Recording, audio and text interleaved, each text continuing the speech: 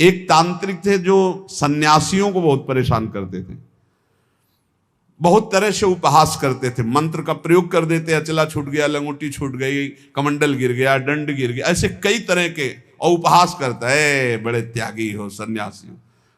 पूज्यपाद श्री धर्म सम्राट करपात्री जी के से सन्यासियों ने कहा बहुत बेइज्जती करता है सन्यासियों की। कहाँ है? तो उन्होंने बताया अमुक जगह। गए, नारायण नारायण नारायण, उसने अपने मंत्र का प्रयोग किया, कुछ नहीं। हाँ और भाई जितना पावर हो कर लो। उनका आप धर्म सम्राट करपात्री जी हो क्या? बोले आपको इस परिचय से क्या मतलब, आप अपना तंत्र का प्रयोग कीजिए और जब आपका हो जाए तब मुझे बताना, बस एक बार नारायण बोलूंगा। साष्टांग दंडवत हुआ महाराज क्षमा को। बोले आज के बाद किसी संत और सन्यासी को, क्यों और सबके अंदर क्यों नहीं ऐसा हो? क्योंकि भजन नहीं।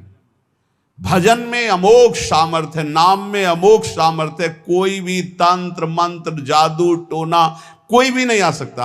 आप अकेले नहीं हैं, आपके आसपास शक्तियों की सुरक्षा है। आप क्या समझते हो? आप श्री जी के गोरे चरणारविंद की शरण में हो तो श्री जी के चरणों में सुदर्शन चक्र, श्री जी के चरणों में कौमुदी की गदा, श्री जी के चरणों में सब जो चरण चिन्ह है वो किसके लिए हैं? हमारे लिए ही तो है। हम भक्तों की रक्षा के लिए हुए हैं। श्री राधिका चरणारविंद की उपासना करने वाले उपासक की सुरक्षा चरण चिन्ह करते हैं।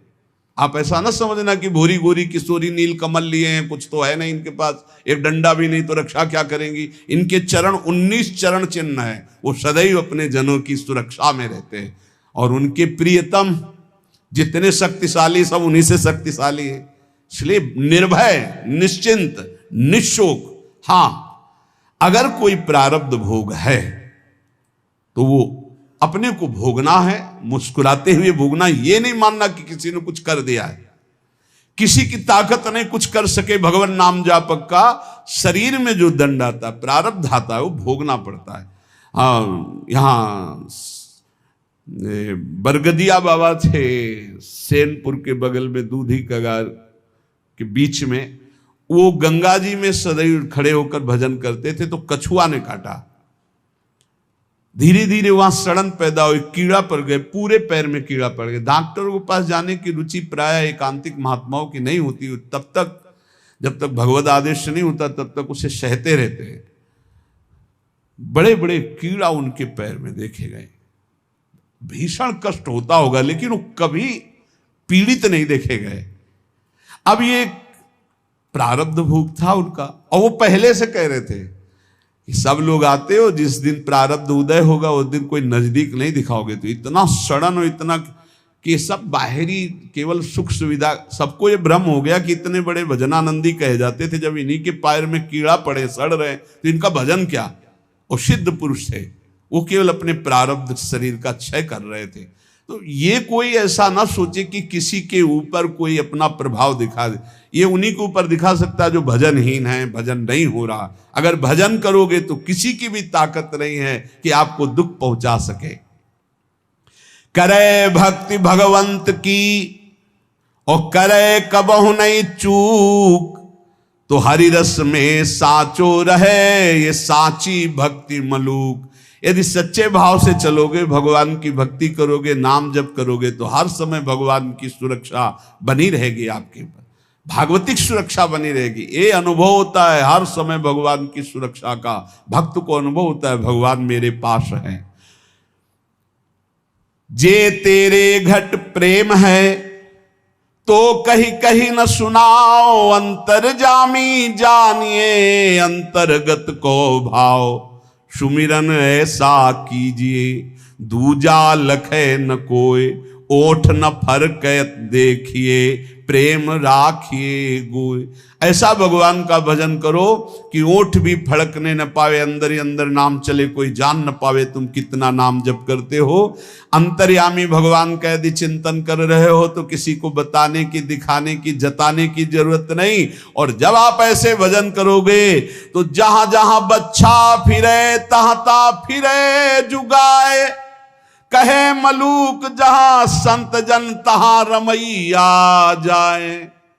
जैसे बछड़ा जहां जहां जाता है गाय रंभाती जाती, ऐसे जहां भक्त चरण रखता वहीं भगवान होते हैं आसपास। चिंता करने की जरूरत नहीं है। माला जपो न कर जपो जिभ्या जपो न राम। ये उनका विश्राम पद है, उनका स्वयं का विश्राम स्थान है ये दोहा उनका। माला जपो न कर जपो जिभ्या जपो न राम, सुमिरन मेरा हरि करे मैं पाया विश्राम। ये स्थिति है, ये स्थिति, ये स्थिति है। ना हाथ से माला जपता हूं ना जबान से नाम जप करता हूं। माला जपो न कर जपो जिभ्या जपो न राम, सुमिरन मेरा हरि करे मैं पाया विश्राम। मैं खो गया हरि में, अब हरि ही स्मृति बन करके चल रहे, मैं हरि स्मृति। स्मृति के अभिमान का भी त्याग जो है वो ये स्थिति है। ये तुम न शुरू कर देना हा कि न माला जपू न कर जपू न जिभ्या जपू, अब मेरा हरि सुमिरन कर रहा है, ऐसा स्थिति की बात है। प्रायः ये बातें ज्यादा पकड़ी जाती सिद्धावस्था वाली, कि जैसे उसमें लिखा ना सुधा निधि में, लिखंति भुजमूल तून खलु शंख चक्रादिकम विचित्र हरि मंदिरम। तो एक साधक मिले, अन्य कहीं से मिले, तो श्री हरिवंश ने कहा आज तिलक रचना नहीं, उसकी जरूरत नहीं। अच्छा सुधा निधि नहीं पढ़े आप? उनका जी वो लिखंति भुजमूल तून खलु शंख चक्रादिकम, उनका हरिवंश महाप्रभु से बढ़कर। महाप्रभु तिलक लगाते हैं, राधा वल्लभ जी तिलक लगाते हैं, गुरु जी तिलक लगाते हैं। श्लोक याद है तुम्हें, और उनके स्वरूप को नहीं याद है कि स्वयं आचार्य तिलक लगाते, इष्ट तिलक लगाते, गुरुदेव तिलक लगाते। ये सिद्धावस्था बहुत जल्दी पकड़ी जाती है। क्या सुना बोले, माला जपो न कर जपो जिभ्या जपो न राम, लेकिन हर समय जपता रहूं विषयों को अभिराम। बड़े शोभा में है भोग, बड़े शोभा, इनका चिंतन। ये कहा है स्मृति की, स्मृति का भी त्याग, मैं स्मृति कर रहा हूं इसका भी त्याग। अखंड स्मृति चल रही, माला जपो न कर जपो जिभ्या जपो न राम, सुमिरन मेरा हरि करे मैं पाया विश्राम। मेरा हरि सुमिरन करे मैं विश्राम को प्राप्त हो गया। भगवान श्री कृष्णचंद्र जी महाराज अर्जुन जी से करुणा करके उपदेश कर रहे हैं। गेयः यह स नित्य सन्यासी, वही नित्य सन्यासी है। अपने लोगों ने सन्यास शब्द से समझ लिया है कि जो दंड ले लेता है, जो घर बार त्याग कर देता है, जो लाल कपड़ा पहन लेता है या जो पीले कपड़ा पहन लेता है, वही सन्यासी होता है। भगवान यहां सन्यासी की परिभाषा कह रहे, गेयः स नित्य सन्यासी यो न द्वेष्टि न कांक्षति, निर्द्वंदो ही महाबाहो सुखम बंधात प्रमुच्यते। हे महाबाहो, हे विशाल भुजाओं वाले, या जिनके बड़े महान होते हैं, गुरु या बड़े भ्राता। तो दोनों अर्जुन के बड़े महान हैं। भ्राता धर्मराज युधिष्ठिर हैं, गुरु जगत गुरु भगवान श्री कृष्ण है। इसलिए भगवान ने अर्जुन को कहा महाबाहो, तुम महाबलवान हो, तुम ऐसा कर सकते हो। क्या? किसी से द्वेष नहीं करना। सन्यासी कौन? ना द्वेष्टि न कांक्षति, ना किसी से राग है, ना किसी से द्वेष है, और ना कोई चाह रह गई है। यह है कसौटी। पूज्य श्री सद्गुरुदेव भगवान जो बाल्यावस्था में स्वीकार किए थे, जिनकी पहली बार संसार से निकलकर शरण में हुए, वही अंतिम तक ले चल रहे हैं विविध रूप परिवर्तन करते हुए। उनका स्वभाव था, फलाहार करते थे एक बार 24 घंटे में, और नारियल का खप्पर था। अब जैसे कोई भिक्षा लाया, आलू घिया ऐसे उबाल के, ऐसे नमक नहीं। बड़े कड़े नियम उनके सन्यास के थे। खप्पर ऐसे स्वामी जी डालें, खप्पर पलट गया नहीं। तो पहले बता दिया जाता था बोलना नहीं, पूछना नहीं। अब जैसे आपने डाला, स्वामी जी और, बस वहीं हाथ रख देंगे, बस। कई कई दिन भूखे रहते, क्योंकि प्रायः लोग संसारी नहीं जानते। तो स्वामी जी डालें, बस खप्पर पलटा दिया नहीं। लाल चेहरा, इधर देखो तो एक एक हड्डी गिन लोगे, हर समय मंत्राकार वृत्ति, प्रणव जप में कोई अर्थ संग्रह नहीं, एक फूस की झोपड़ी, बड़ा कठिन तप। उन्हीं से संस्कार ये जीवन के बने कि एक भी श्वास भजन रहित नहीं जानी चाहिए। शुरू से संस्कार यही बना दिए पूज्य सदगुरुदेव भगवान ने। गेया स नित्य सन्यासी यो ना द्वेष्टि ना कांक्षति, ना किसी से राग है, ना किसी से द्वेष है, और ना कोई चाह है। ये बहुत बड़ी बात है, यही कसौटी है साधु की साधना की। किसी भी प्राणी पदार्थ परिस्थिति सिद्धांत से न द्वेष है और न राग है, द्वेष भी नहीं किसी से, सब भगवत स्वरूप है। ये सब मलिन अंतःकरण, ये वो इनका उनका, ये धर्म वो मजहब ये मजहब, सब एक ही है। हम सब परमात्मा के अंश, सब पूरा विश्व, हम सब परमात्मा स्वरूप ही हैं। अपने स्वरूप को भूलकर राग द्वेष में फंस गए, यही दुर्गति का कारण है। कोई अलग नहीं, कोई अलग नहीं, पूरे विश्व में कोई अलग नहीं। आप किसी महापुरुष की वाणी पढ़ के देखो, चाहे किसी भी धर्म के किसी भी महापुरुष की वाणी पढ़ के देखना, और उसका सही अर्थ निकालने के लिए पावन बुद्धि होनी चाहिए। नहीं तो आप धर्म ग्रंथों का अर्थ गलत कर देंगे तो उनका आदेश गलत आपको समझ में आने लगेगा।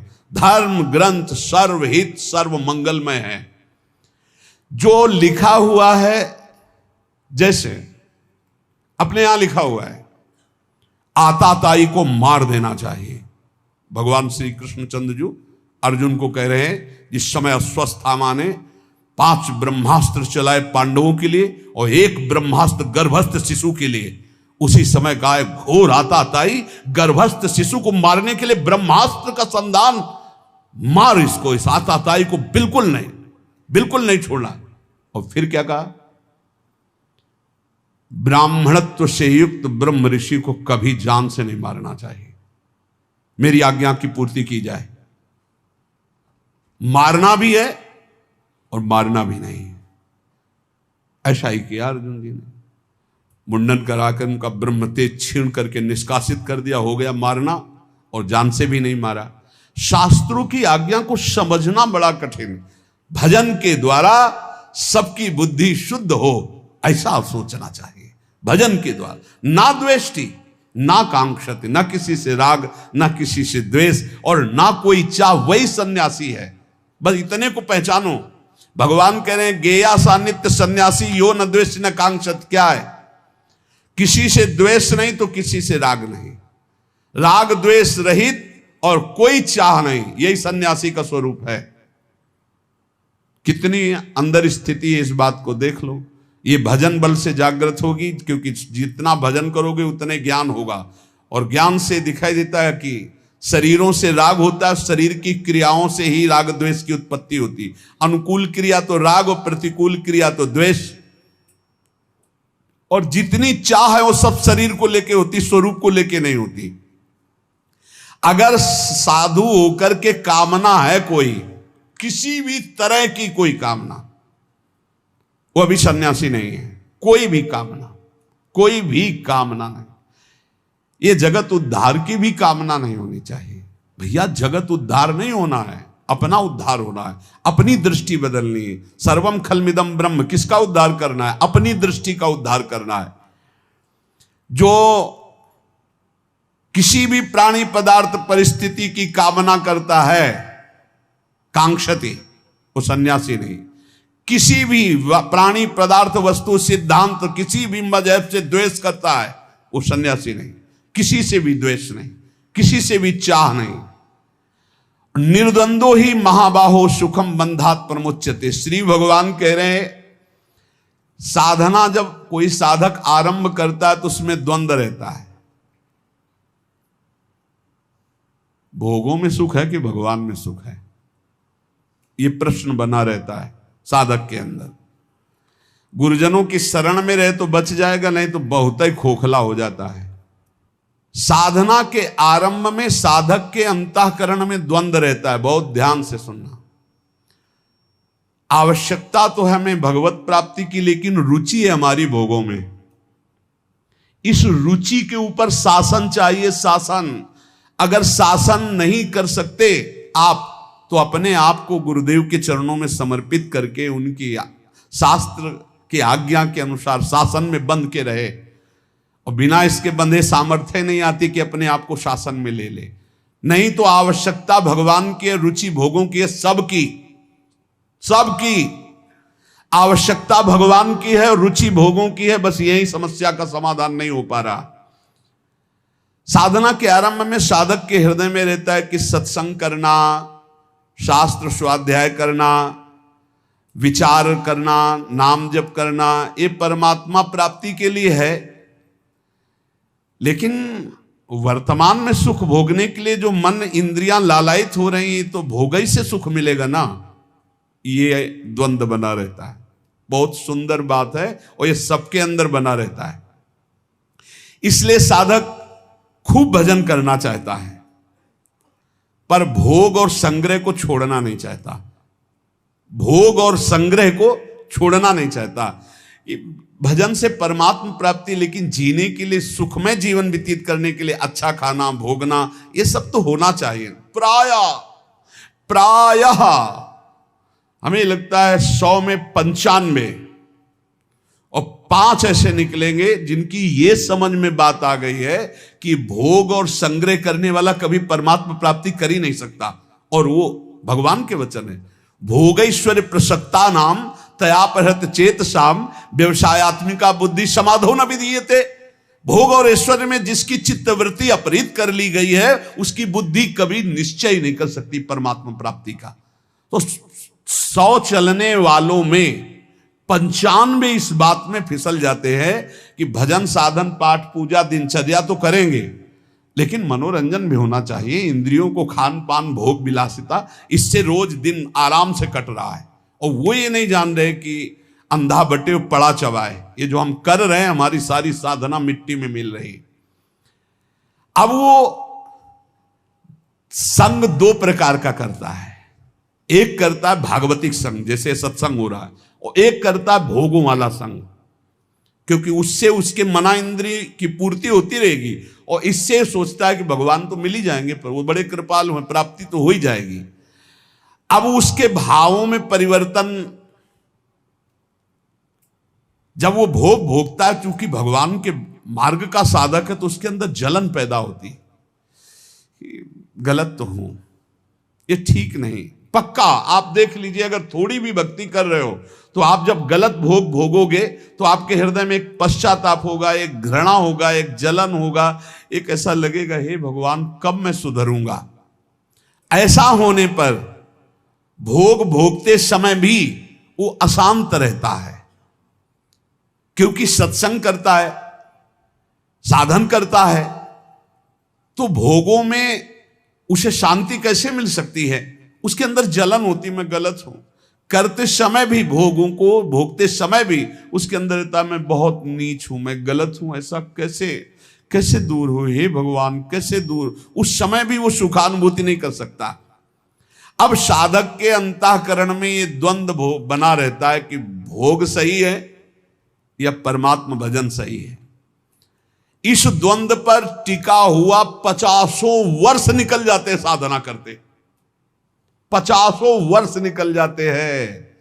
और गुरु कृपा पात्र पहले ही सीढ़ी से काट के फेंक दिया उन्होंने। नहीं, भोग संग्रह ये सब नरक आदि की प्राप्ति के कारण निर्विकार भाव से भगवान के बहुत जल्दी लाभ प्राप्त। इसीलिए कहा है कि गुरु सेवा तज करहि जबान, यह है अधर्म यह है सब हानि, कान न रसिकन मेरा है। उसके हृदय में जो गुरु कृपा पात्र होता है, उसके हृदय में रहता संसारिक और भोग संग्रह। तो सब भोग रहे हैं, अगर इससे तसल्ली होती तो सबको शांति मिल जाती। नहीं, मैं ऐसा गलत मार्ग अपनाऊंगा नहीं। वो परमात्मा तत्व की तरफ एक निश्चय करके निर्द्वंद होके चल देता है। नहीं तो भाई आपको सच्ची कहते हैं, चलने वालों में 95% बैलेंस बना के चलते हैं। इतना तो चलेगा, और ये बात भगवान की भूल जाते हैं कि भोगेश्वर प्रसक्ता नाम तयापहृत चेतसाम व्यवसायत्मिका बुद्धि समाधो न विधीते। वास्तव में संसार का बहुत जन्मों से महत्वंताकरण में बैठा है, इसलिए वो भोग बहुत प्रिय लगते हैं। आज सामने भोग उपस्थित हुआ, भोग लेते, भगवान तो क्षमा ही कर देंगे। और भगवान कहा है हम स्वाम स्वरूपापे भ्यो मोक्षयिष्यामि मा शुचा। अब ही एक बार गलती मान लेंगे भगवान से, पर ऐसे को क्षमा नहीं मिलता, ध्यान रखना। क्षमा मिलता है कि अब लो नसानी अब ना न सही हो, ऐसे को क्षमा नहीं मिलता है, ऐसे का प्लस होता जाता है।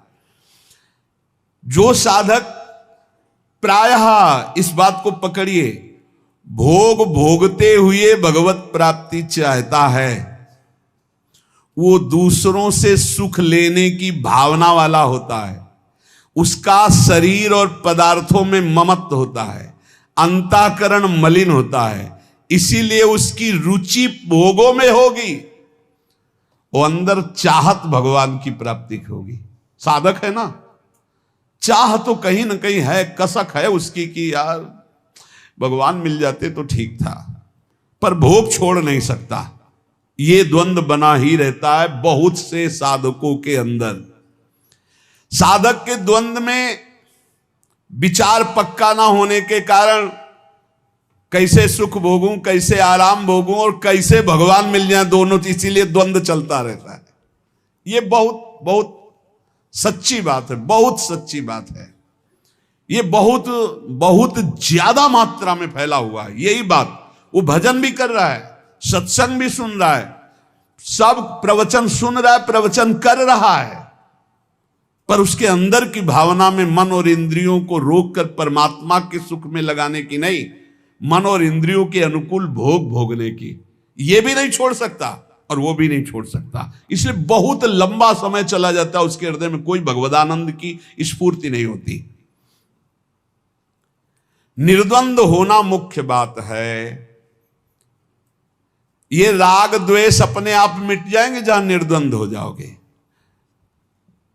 विचार करना चाहिए निर्द्वंद्व होने के लिए कि सब अनुकूल भोगों को भोग रहे हैं, प्रतिकूलता जबरदस्ती भोगनी पड़ती है। प्रतिकूलता कोई भोगना नहीं चाहता, अनुकूल भोगों को सब भोग रहे। क्या इनको विश्राम मिल गया क्या? नहीं ना। तो एक बार हिम्मत करके हटो भोगों से। भोग भोगने से जब तक हटोगे नहीं तब तक परमात्मानंद स्फुरित नहीं होगा। अगर निर्द्वंद्व हो गए तो सुखम बंधात प्रमुच्यते, सुख पूर्वक संसार बंधन से मुक्त हो जाओगे। अनुकूलता प्रतिकूलता ये आएगी प्रारब्धवशात, लेकिन भोगो मत ना अनुकूलता को ना प्रतिकूलता को, सम रहो, सम। वो स्वरूप की तरफ जब दृष्टा भाव होगा तब सम होगे। पहले अनुकूलता में गाढ़ फंसे हुए, प्रतिकूलता तो जबरदस्ती भोगनी पड़ती है। अनुकूलता का त्यागो। स्वयं आप विचार करो, नाप इंद्रियों, बहुत ध्यान देने का एक गूढ़ विषय, इसीलिए धीरे धीरे बोल रहे हैं। आप इंद्री नहीं हो जो इंद्रियां भोग मांग रही, आप मन नहीं हो जो मन भोग मांग रहा है, आप दे रहे हो। आप बुद्धि नहीं हो जो बुद्धि निश्चय कर रही कि इन भोगों में सुख है। आप परमात्म स्वरूप हो। यही आपका बंधन हुआ है जो आप अंतःकरण इंद्रियों में तदात्म हो गए। एक बार हिम्मत करो, इन दुष्ट इंद्रियों और दुष्ट मन की मांग के विरोध में हो जाओ। हिम्मत करो एक बार विरोध में। लेकिन गुरु के विरोध में करवा देंगे इंद्रियां मन, शास्त्र के विरुद्ध चलवा देंगे, लेकिन इनके विरुद्ध तुम हो जाओ, इतनी हिम्मत। तभी नाम से श्री हरिवंश नाम बल रहो। क्या हुआ? मन और इंद्रियों से ममता इतनी हो गई कि पदार्थ, व्यक्ति, क्रिया जो मन इंद्रियों को अच्छी लग रही उसी के अधीन हो गए। बड़ी सुंदर बात है, देख लो, अंदर की बात है। देखो, सुषुप्ति में कुछ याद नहीं रहता, फिर भी आप जीवित रहते हैं। आपको ये भ्रम दे दिया गया अंदर कि अगर हम ये भोग नहीं भोगेंगे तो हम रह नहीं पाएंगे। अगर कोई भी भोग है, सुषुप्ति में कौन सा भोग होता है? सुषुप्ति में, स्वप्न की बात नहीं कह रहे, 6 घंटे आप बिना भोग के होते हैं, कोई भोग नहीं, खाना पीना सोचना कुछ भी, कोई भोग नहीं, ठप पूरा रहता है सिस्टम, अंतःकरण शांत, तभी घोर सुषुप्ति में गए तो आनंद आता है कि नहीं बाद में, यार 6 घंटे सोए। तो भोग त्याग, संसार के चिंतन के त्याग का आनंद देख लो अज्ञान में। जब सुसुप्ति में चले गए 6 घंटा बाद उठे तो आहा एकदम नई चेतना आई। क्यों? 6 घंटे कोई संसार का चिंतन नहीं किया, 6 घंटे कोई भोग नहीं भोगा, किसी भी तरह का खान पान कोई भोग नहीं भोगा। अगर वही जागृत में स्थिति हो जाए तो उसी को समाधि कहते हैं। सुषुप्ति अवस्था में जब तुम 6 घंटे संसार को भूले हुए थे तब भी तुम जीवित थे, तो जागृत अवस्था में तुमने ये क्यों मान लिया कि मैं इन भोगों के बिना जीवित नहीं रह सकता, मैं नहीं रह पाऊंगा? क्यों मान लिया? इस प्राणी के बिना, इस शरीर के भोग के बिना, इस पदार्थ के भोग के बिना, इस वस्तु के बिना, इस नशा के बिना मैं नहीं रह सकता। यह है अपनी स्वतंत्र सत्ता को खोकर अधीन हो जाना भोगों के। ये अधीनता कब तक बनाए रखोगे? संसार का राग उत्पन्न होता है, नष्ट होता है। राग कभी स्थायी नहीं होता।